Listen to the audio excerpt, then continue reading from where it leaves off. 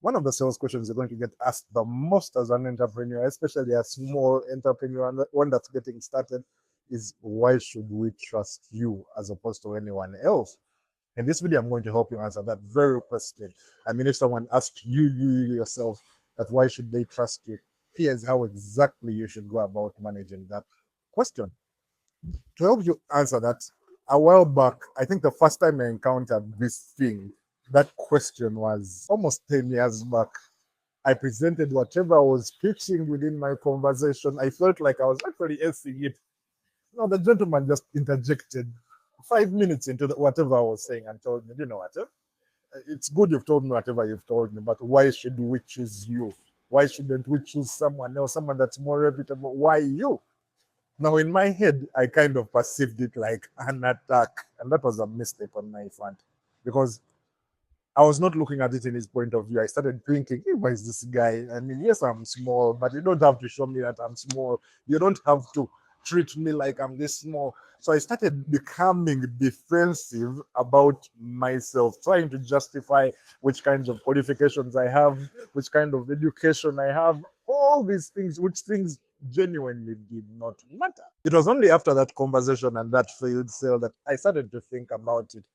What I noticed is, to be honest, you have to look at it in his point of view. Remember, every time someone commits to use your service, to use your product, they've taken a commitment, which commitment is going to be reviewed by other people. Meaning, in most scenarios, he needs the thing, that decision, to be the right decision. So it's a genuine question when someone asks you, why should they trust you? Now, after understanding that, I decided to just figure out one thing. What was unique about us at that point in time? As you evolve, even as you're small, you usually have advantages that other people may not have, even the people bigger than you. And at that point in time, because we had very few customers, what I did, I said the only advantage we had is, you know what, we're genuinely small. We don't have so many clients, meaning when we get you as a customer, we are going to dedicate 80 to 90% of our time to making sure that we're executing the job in the best way we know how. And that alone is what went and started now getting next couple of customers to actually trust us. So your job is just to think about, what advantage do I have?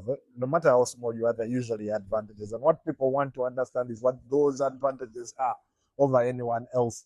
So don't take it as an offense, but rather a question into why you, what is your advantage over everyone else. And once you think about it, you'll notice how much easier your sale and your response to that question will get. Don't forget, I share a ton of content on sales and marketing. And if you're looking for all supporting me, check out Trendly.com, which is an AI tool that will literally sell